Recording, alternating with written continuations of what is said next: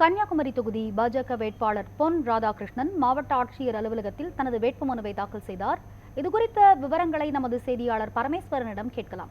பரமேஸ்வரன், சொல்லுங்க, கன்னியாகுமரி தொகுதி பாஜக வேட்பாளர் பொன் ராதாகிருஷ்ணன் தற்போது தனது வேட்புமனுவை தாக்கல் செய்திருக்கிறார். விவரங்கள் என்ன?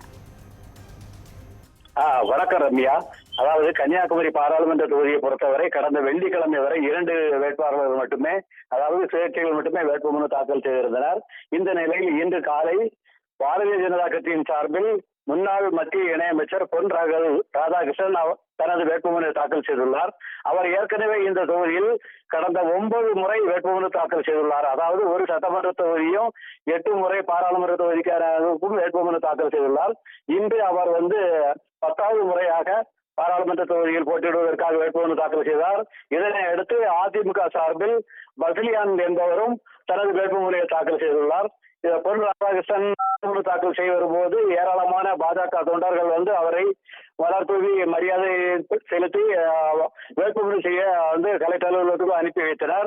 இதனை ஒட்டி கலெக்டர் அலுவலகம் முழுவதும் பலத்த போலீஸ் பாதுகாப்பு போடப்பட்டிருந்தது. ரம்யா,